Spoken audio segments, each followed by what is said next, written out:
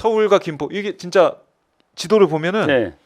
자 서울에서 김포 네. 보이시지만 약간 길게 쭉 이어지다가 저 북쪽에 가서 네. 넓어져요 김포가. 네.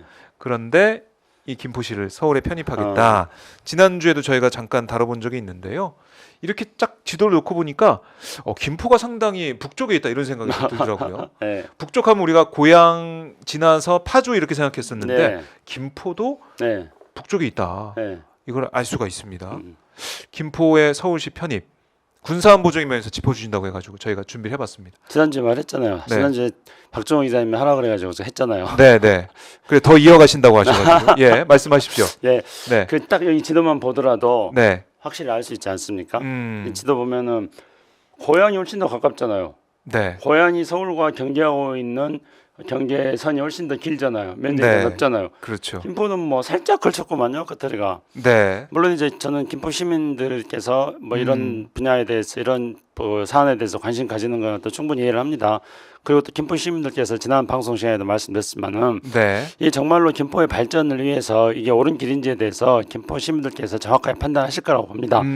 제가 우선은 우리 박정호 기자님이 김포가 오히려 그 고향보다도 더 북쪽에 있다. 네. 북한하고 더 접하고 있다. 그러니까요. 그리고 파주보다도 더 파주만 접하고 있는 줄 알았는데 김포도 접하고 있다. 네. 굉장히 포인트를 잘 짚으신 거예요. 그 왜 그러냐면은요. 그거 보지 않고 이제 앞에 보시고. 아 그래요? 저희 보시고 가시면 됩니다. 예. 그래요? 자 보시면은 예.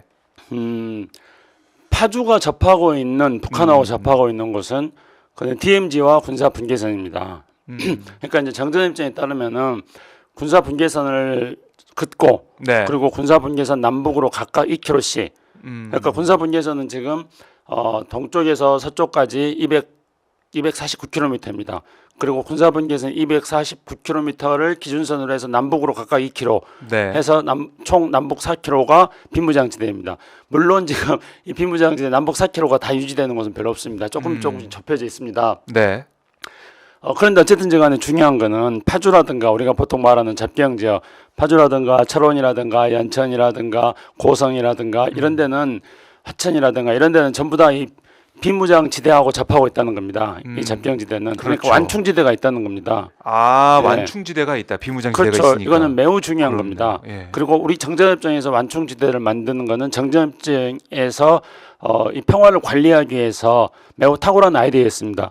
그리고 제가 이 시간에 언젠가 말씀드렸습니다만은 1973년도에 4차 중동 정전이 끝나고 나서 네. 우리가 이렇게 싸워서는 안 되겠다 싶어가지고 이스라엘하고 이집트하고 또 이제 다시 그 시나이 협상이라는 걸 시작합니다. 그 시나이 협상의 아이디어도 네. 저는 이 정전협정에서 차용한 거라고 생각을 합니다. 그러니까 완충 지역을 설정하는 거였어요. 기본은 거기서부터 완충 출발했습니다. 지역. 예, 완충 지역이 있기 때문에 네. 서로 간의 충돌을 완화시킬 수 있었던 겁니다. 자 그러면은 네. 김포가 지금 우리 박정희 기자님께서 북한하고 접하고 있다고 그랬는데 네. 김포는 그러면 북한하고 접하고 있는데 완충지대가 있을까요? 김포요. 네. 그냥 강? 물론 강이 한강하고요. 그런데 중요한 거는 군사 분계선과 비무장지대는 그 김포가 접하고 있는 북한하고 접하고 있는 북쪽 한강하고서에게는 군사 분계선도 없고 비무장지대도 없습니다. 그러니까 완충지대가 없다는 거예요. 바로 북한하고 맞닿아 있다. 그렇죠. 그리고 거기에서 이제 정전협정 제5조에 따르면 네. 이 김포반도 북쪽 그러니까 한강과 접하고 있는 이것을 한강 하구수역이라고 합니다. 네. 그리고 한강 하구수역은 여기를 경계를 정해놓지 않았어요. 그럼 어떻게 돼 있어요 지금? 그러니까 이거는 뭐냐면은 예. 일종의 남북 공동 관리구역 같은 곳입니다. 그래서 이거를 우리가 평화적으로 잘 이용할 수 있어요. 예. 그런데 우리가 이거를 평화적으로 잘 이용을 못하면은 여기는 적대적 대결 공간이 되는 것입니다. 남북 관계가 악화되면은. 그렇네. 그러니까 완충적이 없기 때문에 국제적인 그렇죠. 충돌도 발생할 가능성이 있고. 네. 그래 이제 여기는 한강 하구수역은 이 폭이 네. 가까운 곳은 뭐 제가 그때 가봤더니 뭐 800m가 되는 것도 있어요. 그럼 뭐 1.5km 뭐 최대 뭐 한 2km, 3km 정도까지 폭이 된다고 그러는데 네. 그래서 이곳으로 이제 그 과거에 북한 그 무장공비들이 이제 쳐들어온 적도 있었다 뭐 그런 기록도 있더라고요. 그런데 네. 어쨌든 간에 완충 지역이 없는 곳이기 때문에 여기가 여기를 우리가 그러면은 이곳으로 만약에 수도를 확장시키잖아요. 네. 수도를 확장시키면은 이제 김포시는 대한민국 수도가 되고 그리고 이제 대한민국의 수도라는 건 대한민국의 전략 거점이잖아요. 그럼요. 그러면 이 대한민국의 전략 거점이 완충지대도 없는 북한하고 마주하게 된다는 겁니다. 그렇게 된다면은 이제 이 지역에서는 이 전략 거점을 공격하는 것들이 네. 군사 작전에 있어서 매우 중요한 거 아니겠습니까? 그렇죠. 그래서 이제 이 전략 작전을 공격하기 위해서 예를 들어 보면은 임진왜란 때도 네. 이 일본군이 왜군이 목표로 했던 거는 한양을 점령하는 거였어요. 물론 이제 선조가 도망가 버리는 바람에 일본 애들은 한양만 점령하면은 이기는 거라고 생각했는데 네. 선조가 도망가 가지고 일본 애들이 이제 황당했다 이런 이야기도 있습니다. 예. 예, 그럴 수 있. 그리고 이제 예. 그 우리가 이 6.25 전쟁 때 인천 네. 상륙작전을 감행했던 것도 수도를 탈환하기 위해서 서울을 탈환하기 위해서 그런 거 아니겠습니까? 그러니까 이런 게 맞아요. 수도는 그 전략 거점이기 때문에 네. 그 나라의 행정의 중심지이고 경제, 금융의 중심지이고 우리나라 같은 경우는 서울을 중심으로 해서 인구가 가장 밀집되어 있는 거고, 그러니까 이게 바로 이제 전략적 거점인데 이 수도가 가지고 있는 이 전략적 거점이 네. 바로 완충지대가 없이 북한하고 마주하게 된다는 겁니다. 그렇게 된다면 이제 이게 굉장히 민감한 지역이 돼버립니다. 그러니까 작은 충돌이 있다 하더라도 네. 이 여기가 수도라는 전략적 거점이기 때문에 이 작은 충돌을 완화시키는 것보다는 작은 충돌이 크게 비화되어 버릴 수 있는 소지가 굉장히 많이 있습니다. 하하. 그리고 그렇기 때문에 이제 만약에 그러면 이제 군이 이렇게 하겠죠. 그럼 거기에다가 군대를 더 많이 갖다 놓겠다. 경비 경계를 강화하겠다. 경기 경비 강화하고 예. 그러면 이제 군을 지금도 이제 거기 막 군 배치가 아주 복잡합니다. 해병대도 있고요. 수도군단 그 우리 지작사에서 제 1군단이 또 거기 관할하기도 하고요. 그러니까 매우 복잡한 지역입니다. 수도군단이 또 거기 네. 관할하기도 하고. 근데 거기에 이제 우리 군대를 더 많이 배치해야 되는 거예요. 우리 첨단 무기 같은 것도 더 많이 이제 갖다 놔야 되고. 그러면 이제 북한도 또 더 많이 갖다 놓겠죠. 그렇게 되면 이제 남북한이 군사적 긴장이 굉장히 팽팽해지는 군사적 대치가 굉장히 치열해지는 그런 공간이 됩니다. 이제 김포가 지금보다 훨씬 더 군사적 대치가 치열한 공간이 됩니다. 그래서 거기에서 성냥불 하나만 탁 그으면은 네. 이게 터지는 게 됩니다. 그러니까 지금까지 한반도의 화약고는 우리가 이제 서해 5도 일대에서 과거에 남북한 충돌이 많이 있었습니다. 그렇죠. 그래서 서해 5도가 한반도 화약고라 그러지 않습니까? 네. 뭐 세계 화약고가 중동이라 그러는데 한반도 화약고는 서해 5도라 그럽니다. 근데 이제 한반도 화약고가 지금 김포가 서울시에 편입되면은 네. 김포가 이제 한반도 화약고가 될 수 있는 거예요. 북한하고 바로 마주보고 있고 완충지대도 없이 마주보고 있기 때문에요. 네. 그래서 이런 점들에 대해서 고려를 해야 되는데 우리 지금 이걸 추진하는 사람들이 이걸 고려하고 추진하는 거 아니지 않습니까? 그냥 네. 일단 한번 발표해 놓고 그리고 나서 그렇죠. 어떻게 되는지 보고 마치 용산으로 국방부 일단 옮기고 나서 그래 국방부 다 쫓아내고 뭐 계획 없이 막 그렇게 밀어붙이지 않았습니까? 네. 그렇게 하는 것처럼 지금 이 문제에 대한 아무런 고려도 없이 그냥 김포를 수도로 편입시키겠다 지금 이렇게 하고 있는 겁니다. 그렇네요. 저도 이제 지도를 찾아보니까 맞죠? 예. 지도에서 김포를 검색해서 딱 보니까 정말 바로네요. 그렇죠. 바로. 한강 하우스역입니다. 예. 이것이. 야, 딱 그렇게 붙어 있는데. 예. 그러면요 김포에는 그러니까 네. 이제 우리가 남북한에 우리가 이제 군사적으로 군사 분계선이 있고 군사분이 2km 남쪽에 이제 남방 한계선이 있습니다. 네. 그리고 남방 한계선 남쪽으로는 군 작전 구역이 있어요. 그래서 여기를 이제 민간인 출입 통제 구역이라고 합니다. 민통선이라고 합니다. 그래서 여기 들어갈 때는 군의 허락을 받고 들어가야 됩니다. 그래서 네. 이제 민통선은 이 지난 시간에 말씀드렸습니다만은 서에서 동까지 고성까지 그 접경 지역에 다 민통선이 설치되어 있습니다. 민통선은 이제 수시로 이제 이게 변경됩니다만 대개 남방 예선에서 대략 한 10km 남방에 민간인 출입이 통제되어 있습니다. 네. 그래서 그 지역에 거주하고 있는 분들은 이로 인한 그 재산권을 제대로 발휘하지 못하기 때문에 많은 피해를 입고 있는 것이죠. 김포에도 민통선이 있어요. 그러면 김포가 수도가 되면은 민통선은 어떻게 해야 될까요? 어떻게 계속 서울이 이제 민통선을 그 서울 안에 이제 수도 안에 그 민간인 출입 통제국이 있는 거예요. 이게 상식적으로 수도에 민간인이 출입을 군의 허락을 받고 민간인 출입을 해야 되는 곳이 있다. 그러면 뭔가 대한민국 수도가 굉장히 불안정하고 그렇네요. 뭔가 조금 이 역동적인 대한민국의 수도 서울의 이미지에 안 맞는 자유를 제약하는 공간이 있는 그러니까 이건 뭔가 조금 안전하지 않다는 그런 느낌이 드는 서울의 약한 고리가 되는 거겠죠. 음. 그러면 이제 제가 이렇게 막 이야기하면은 또 네. 그러면은 민통선 뭐 해제해 버리지 음. 또 이렇게 말할 수도 있지 않겠습니까? 네. 그러면은 민통선을 해제하면은 아까 말씀드렸듯이 김포는 북한하고 군사 분계선도 없고 비무장 지대도 없이 한강 하구수로 북한하고 마주하고 있는 곳입니다. 근데 거기에 민통선 없애버리면은 다른 접경 지역은 군사 분계선도 있고 그리고 남방 항해선도 있는데 그럼 다른 접경 지역에서는 그렇지 않아도 그 민통선 때문에 다른 접경 지역에 사시는 분들은 여러 네. 가지 지금까지 수십 년간 불이익을 감수해오면서 살았습니다. 근데 그러면 우리도 민통선 해제해라 또 이런 민원이 발생할 수도 있는 그렇죠. 겁니다. 네. 그러면은 또 이제 어떻게 할 수 있겠습니까? 또 다른 방법이 제가 볼 때 이렇게 할 것 같아요. 그러면은 그쪽은 그냥 떼버리고 그쪽은 편입 안 시키고 김포시청이 있는 개발하는 이쪽 지역만 또 편입하자 또 이런 아이디어를 또 내지 않을까. 제가 미리 지금 이 아이디어를 사람들한테 제공해 주는 건지 모르겠는데요. 자 그러면은 이제 예전에 그런 게 있었습니다. 드라마 중에 제가 아까 봤던 그 고양시로 이사를 갔습니다.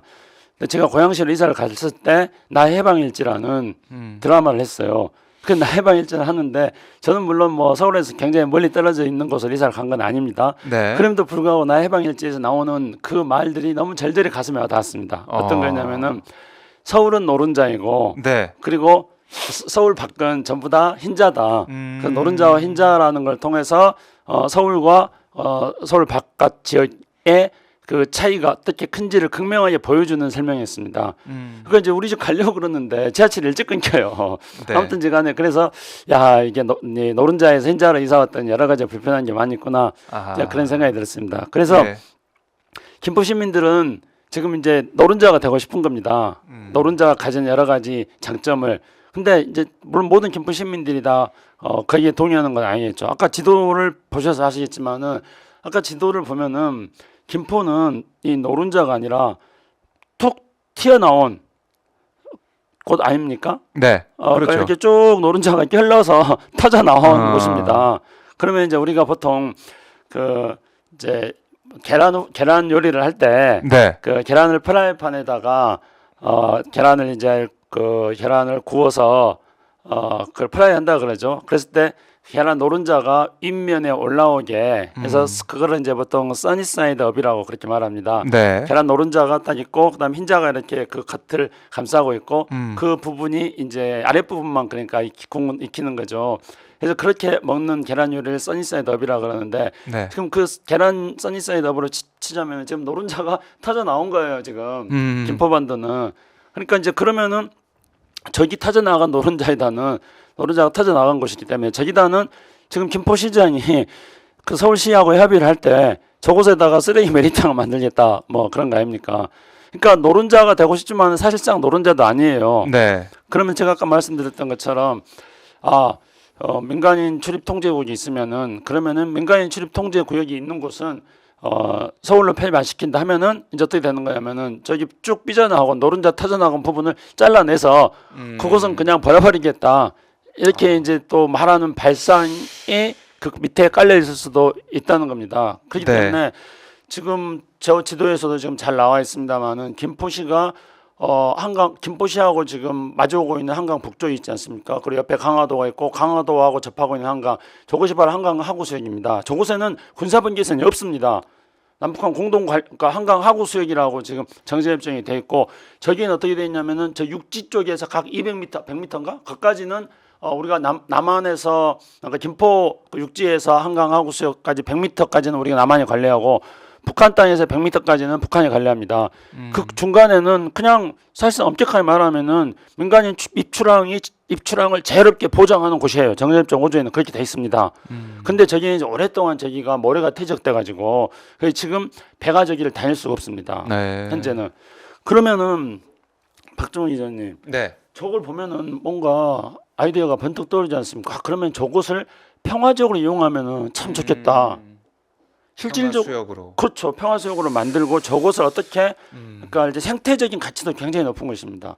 그래서 생태적으로도 그 가치를 최대한 활용을 하고 또 저곳을 평화적으로 잘 이용하면은 북한하고 접하고 있기 때문에 네. 북한하고 평화적으로 뭔가 조금 교류를 할 수 있는 그런 공간으로 발전을 시킨다거나 제가 제안하는 아이디어가 있습니다. 네. 제가 이거를 과거에 정부에 있을 때 해보려고 했는데 여러 가지 제약 요건이 있어서 충분히 못했습니다. 앞으로는 할 수 있을 거라고 생각합니다. 앞으로 좀 더 노력을 하면 시간을 두고 자 지금 김포가 있지 않습니까?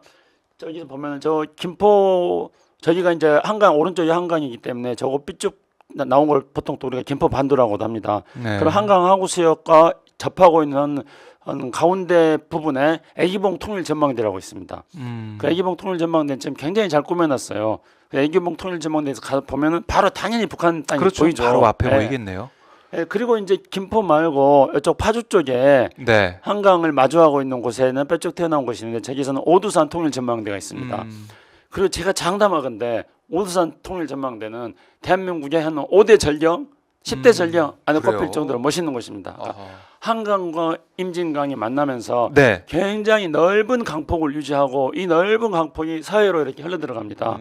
그리고 이제 북한 땅도 이렇게 보이고 멀리 이제 산도 보이고요. 네. 정말 굉장히 멋있는 곳입니다. 그러면은 바로 저기 오두산 통일 전망대하고 한강 하우스 통해서 저기 애기봉 통일 전망대하고를 수로로 연결시켜서 네. 그러면 제가 주장하는 게 저기서는 G7 정상회담, G20 정상회담도 저기서 다 할 수 있다. 그렇게 멋진 장소입니다.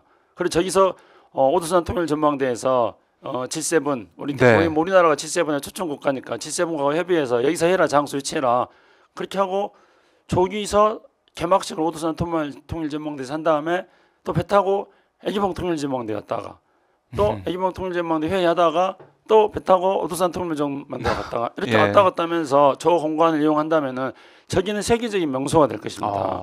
그럼 판문점하고도 그렇게 멀지 않고요. 그래요. 이런 방향으로 이 지역을 발전시키는 것이 물론 지금은 이제 남북한의 대치 상황 때문에 어렵습니다만 그렇기 때문에 우리가 이 평화의 가치에 대해서 소중하게 그동안에 강조를 했던 겁니다. 남북 관계를 발전시킬 경우에 그로 인해서 얻을 수 있는 김포의 이익이 저는 훨씬 더 크다. 김포의 브랜드 가치가 훨씬 더 높아질 그렇겠네요. 것이다. 저는 그렇게 생각하고 있습니다. 세계인을 끌어당기는 매력도 발산할 수 있고 그렇죠. 여러 가지로 김포가 세계적인 도시가 될 수 있는 아. 그런 구상도 가질 수가 있는데 네. 서울시에 편입이 되게 되면 그야말로 우리가 이제 싸우는 적이라고 네. 규정하고 있는 네. 북한과 마주하게 되기 때문에 안보적인 위협이 더 커진다. 저기- 군사적 긴장이 더 커진다. 그렇죠. 그렇기 때문에 지금 이스라엘하고 하마스하고 관계를 생각하면 됩니다. 네. 이스라엘하고 하마스가 장악하고 있는 가자 제국하고는 그냥 장벽만 있는 거 아닙니까? 완충지대도 없고 그렇죠. 무슨 없습니다.